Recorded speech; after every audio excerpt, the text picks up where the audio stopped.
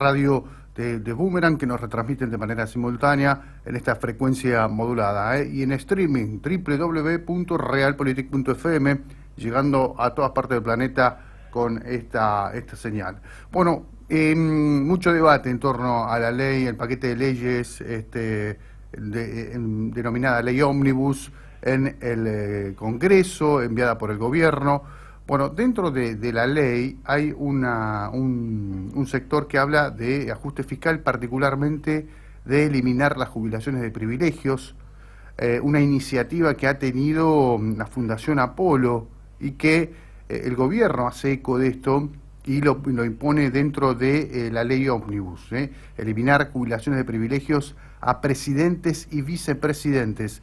En comunicación con nosotros está José Lucas Mayoncalda, es abogado de la Fundación Apolo, también asesor legislativo de Republicanos Unidos. ¿Qué tal, José? ¿Cómo estás? Gracias por atendernos. Buen día, Facundo te saluda. ¿Qué tal, Facundo? Muy buenos días, ¿cómo te va? ¿Cómo estás? José, bueno, aprovechando un poco tu profesión y tu rol de abogado, consultarte particularmente por la generalidad de esto, ¿no? En principio se habla de un DNU, particularmente un DNU que es inconstitucional, ¿no? Muchos políticos han hablado de esto. Tu mirada como abogado, ¿qué nos dice? ¿Qué nos puedes decir en este sentido? ¿Sobre el DNU en sí? Sí. Bueno, opino que tiene, claramente tiene algunos aspectos donde es difícil analizarlo en tan corto tiempo, una norma tan enorme, ¿no? Pero sí. Resumiendo, lo que podría decir es que tiene algunas normas que claramente no están dentro de lo que sería una necesidad y urgencia, claro. Y otras que por ahí sí, otras que debieron haber sido dictadas por decreto de necesidad y urgencia durante el gobierno de Alberto Fernández, por ejemplo, la que pareciera que empieza a solucionar en parte la cuestión de los alquileres, ¿no? Hoy se está reactivando un poquito más la cosa porque, bueno, a la gente ya se le permite hacer acuerdos a 6 meses, a 1 año, y eso hace que haya una mayor previsibilidad a corto plazo y la gente se anime a poner algunos bienes en locación, ¿no? Claro. Obviamente, si hubiera una mejora económica, seguramente se empezarán a hacer por plazos más largos, pero por lo pronto se soluciona un problema a corto plazo que antes ni siquiera a 6 meses o a 1 año se podía solucionar. Entonces, hay de todo, es enorme, tiene muchas normas, y bueno, y habrá algunas cosas que se ha aprovechado por ahí para presionar a que el Congreso tome alguna decisión, y entonces se las ha incluido en el decreto, quizás sin que tuvieran la necesidad de urgencia, y otras que sí, que realmente hacía falta un cambio que era necesario, porque claramente hay una crisis habitacional, ¿no? Entonces, en ese punto es un ejemplo de donde podemos decir es correcto, claro, el dictado del DNU. Bien. Ahora, pero no está en discusión si es inconstitucional o no. Yo lo que podría llegar a decir es que va a haber jueces que van a dictar inconstitucionalidades, pero parciales, porque no pueden dictar la inconstitucionalidad de todo, claro. Porque nadie va a ir a cuestionar el todo. Cada uno irá a cuestionar lo que le afecta. Está bien. Y como lo que por yo ejemplo opino, lo del trabajo, ¿no? Los fallos que frenaron las reformas laborales, por ejemplo. sí, ahí hay una cuestión que se podría llegar a discutir o no, si era o no era urgente. Obviamente hay quienes piensan que sí, que es urgente, porque si hay un 40% de trabajo en negro y el Congreso no ha podido resolver esa situación y con las normas existentes no se ha podido resolver, bueno, evidentemente quien está fuera de la ley, marginado de todo, está en una situación de emergencia. Después, si son o no las medidas acertadas, es otra cuestión política, pero invocar la emergencia en ese sentido me parece que puede ser razonable, aunque obviamente hay muchos que pensamos que quizás no sea el mejor mecanismo el DNU para resolver temas tan profundos que por ahí requieren un debate, pero el debate se va a hacer, se tiene que hacer y se va a llevar adelante en el Congreso seguramente. Está hablando con nosotros el doctor Mayón Calda, asesor legislativo de Republicanos Unidos, abogado. Consultarte particularmente por esto, ¿no? El motivo de la entrevista tiene que ver con, dentro del DN, de la ley ómnibus, perdón, dentro de la ley, del paquete de leyes que está debatiendo en la Cámara de Diputados, está el tema de las jubilaciones de privilegios, eliminar, y lo que ustedes proponen particularmente es eliminar jubilaciones de privilegios a los presidentes y vicepresidentes, ¿no? Claro, nosotros obviamente estamos en contra de cualquier tipo de privilegio injustificado, como lo es este sistema, ¿no? De hecho, la historia argentina demuestra que aquella persona para la cual se creó un sistema similar rechazó la jubilación porque le pareció que no era digno percibirla, que fue un vicepresidente de Irigoyen, el Pidio González. Sí. Es decir que hay una situación de privilegio inaceptable. Como norma general, a lo que está apuntando el gobierno, y nos parece correcto, es a eliminarlas, obviamente que a futuro, porque no se puede ir contra derechos adquiridos. Ahora, nosotros, independientemente de eso, y antes de que el gobierno tomara esta decisión, hicimos un pedido muy concreto de bajas de asignaciones vitalicias presidenciales y vicepresidenciales en determinados casos concretos por razones concretas, ¿no? Y hemos pedido también que no se le otorgue ese beneficio a Alberto Fernández. Básicamente, en algunos casos lo que se invoca es que estas personas, que ahora te voy a decir cuáles son, no reúnen los requisitos de honor que exige la norma para el otorgamiento de estos beneficios, y ya que en algunos casos tienen deudas pendientes con la justicia o tienen condenas, y en algunos casos no cumplen con el requisito de vivir en el país. ¿Macri entonces, también está involucrado? ¿O Mauricio Macri está involucrado también en esto? No, porque Mauricio Macri no tiene condenas y está sujeto a derecho, no. Pero sí... Está procesado, por ejemplo, tiene unas cuantas. Pero tenemos, sí, puede tener denuncias, puede tener causas donde lo investiguen, pero, digamos, no está en una situación de condena como si está Cristina Fernández de Kirchner.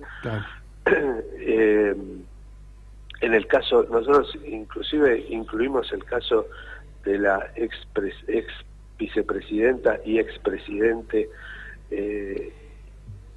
María Estela Martínez de Perón, porque por dos situaciones. Primero, porque no vive en el país y es requisito tener domicilio en el país.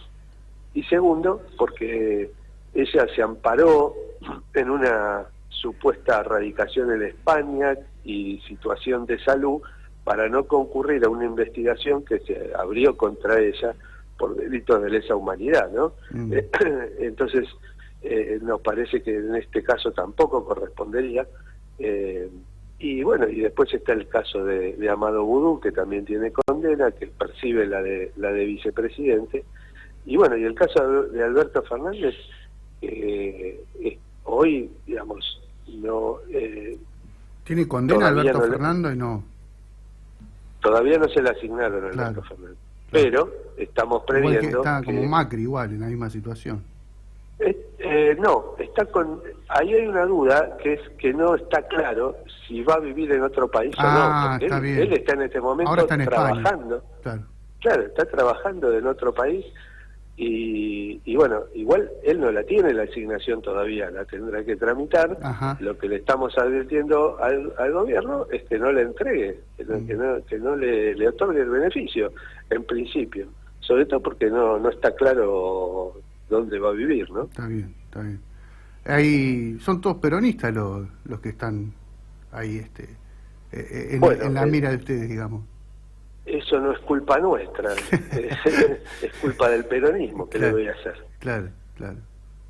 No, igual también convengamos que la mayor parte de los presidentes Sí, han sido peronistas. peronistas. Nosotros no estamos yendo contra Duhalde, no estamos yendo... Es verdad. Nosotros hemos buscado los casos concretos donde hay, sobre todo porque tratamos de ser respetuosos de la legalidad, ¿no? Es decir, aunque no nos guste, la norma hoy existe y generó derechos adquiridos. Ahora, ¿cuándo pueden caer esos derechos? Bueno, cuando se incurre en el incumplimiento de determinados requisitos. Bien. Hemos hecho una evaluación de quiénes son los que incumplen esos requisitos y en función de eso hemos pedido lo que entendemos corresponde que suceda y será en definitiva ANSES quien tome la determinación. Bien.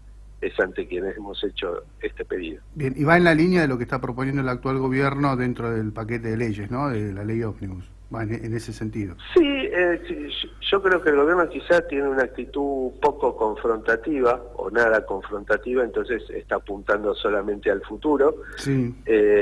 Y bueno, nosotros por ahí creemos que el futuro se construye también sobre la base de justicia, ¿no? Entonces... eso de no mirar para atrás, de la tabula rasa, como dice el presidente, quizás no lo compartimos para todos los casos, ¿no? Y me parece que este es un caso donde debiera haber justicia, ¿no? Es sí, decir, claro. si ya hay un privilegio que la gente cuestiona, pero que, bueno, es legal, que por lo menos sea acordado en función de las normas vigentes, y a gente que realmente lo cumple con los requisitos. Claro, incluso a mandatarios que están denunciados, ¿no? Por mal desempeño en su funcionario público, traición a la patria, ¿no? El caso de Mauricio Macri es clarísimo también. ¿Él tiene tramitada ¿cómo se llama? La jubilación de privilegio? La verdad que no tenemos noticia de que la tenga tramitada, sinceramente no. Lo que pasa es que no investigamos porque nosotros realmente no creemos que esté incurso en las condiciones que se requieren para... Claro. No hay una condena, es decir, si fuera por causa habría que meter, ya seguramente tengan causa los Rodríguez Sá, sí, tengan alguna causa Duhalde. Bueno, pero sí, no... Sí. Bueno, Duhalde tiene la de Costecchi Santillán, ¿no? El responsable político de la muerte de los muchachos. Sí, por eso, siempre si se puede, uno puede buscar errores en todos, o defectos, o aberraciones, pero hemos tratado de ir por el lado de decir, bueno, ¿dónde hay una condena, mínimo una condena, independientemente que las condenas son apelables? Claro. Pero bueno... donde hay una condena, tratar de marcar requisitos, porque causas podemos tener todo. Mañana me hacen una denuncia a mí, te hacen una denuncia a vos, ya tenemos causa. Sí, tal cual. El punto es manejar criterios objetivos, y bueno, que después sean aplicables a todos. Perfecto. Obviamente, si yo pienso que un presidente que está condenado no debe cobrar ese beneficio, ni ningún presidente, pero bueno, los que son anteriores a la nueva ley que se pueda llegar a aprobar o no, bueno, voy a tener ese mismo criterio con todos los que sean condenados, se llamen como se llamen, ¿no? Sí. Doctor, ¿cuál es la mirada de la Fundación respecto de, el tema que se ha dicho mucho, ¿no?, del actual gobierno avasallando instituciones? ¿Ves realmente un espíritu dictatorial en la conducta del gobierno? Lo pregunto como abogado, ¿no? Esto. Bueno, en general en Argentina hay una tendencia a avasallar, ¿no? Eso es una constante. Hemos visto lo que pasó en la pandemia y como un presidente que avasalló todos los derechos, ¿no? Los de reunión, los de protesta, bueno, todo eso que se vivió en esa época, inclusive hasta con sin ir con los chicos a la escuela y eso. Sí. Con desaparición forzada, algunos casos de desaparición forzada, violencia institucional en algunas provincias. Facundo Astudillo Castro, el caso de acá en Provincia de Buenos Aires, el emblemático. En Provincia de Buenos Aires, y otra persona, Benítez creo que era, o algún apellido similar, que desapareció en Tucumán y apareció muerto en Catamarca por la policía. Bueno, todo ese tipo de cosas existen. Yo, obviamente... creo que la manera de gobernar es, en este momento, una forma demasiado presidencialista, para decirlo de alguna manera, sí. En contexto obviamente de emergencia, siempre es lo que se invoca en estos casos. Aspiro a que a medida que vaya cediendo esta emergencia vayan mejorando las instituciones. Sí, obviamente vemos un manejo bastante poco confiable en materia anticorrupción, ¿no? Ahora, ¿qué opinas de bueno, el tema de facultades extraordinarias y asunción del sumo poder, ¿no? El poder público. Es casi dictatorial eso. Él lo está pidiendo a través del DNU y también lo pide, ¿no? Dentro de la ley ómnibus. Bueno, facultades extraordinarias es una calificación que hace la Constitución y suma el poder público también. No me parece que sea este el caso. Sí, lo que se establecen son diferentes emergencias, es decir, algo bastante similar a lo que se le concedió oportunamente a Alberto Fernández, que tuvo emergencias en casi todos los rubros, mucho antes de que se decretara la pandemia, ¿no? Cuando sí, todavía ni sabíamos de que iba a haber pandemia, sí se invocó una situación de emergencia económica y administrativa y en varios aspectos, y generosamente el Congreso y la oposición le concedieron esas emergencias. Bien. Milei pide algo similar. Yo no estoy de acuerdo con las emergencias en general. Ajá. Es decir, esa masividad de emergencias, no, las emergencias hay que justificarlas, tienen que ser por un plazo determinado y con objetivos determinados.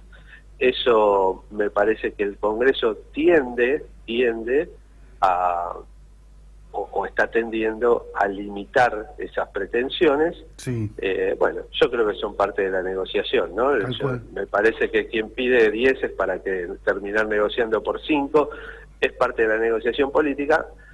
No aspiro a que un presidente gobierne permanentemente en emergencia, aspiro a que en todo caso sean concedidas de manera corta y bien circunscrita a lo que es necesario, porque nadie puede dudar de que estamos en una situación grave, ¿no? Entonces tampoco se le puede pedir a un presidente que no se maneje con cierta discrecionalidad para resolver determinadas cuestiones que son urgentes, pero sí con gran control del Congreso y con gran control de la justicia, porque una máxima del derecho es que cuando se otorgan facultades por ahí exorbitantes, el control judicial y el control del Congreso debe ser aún mayor, ¿no?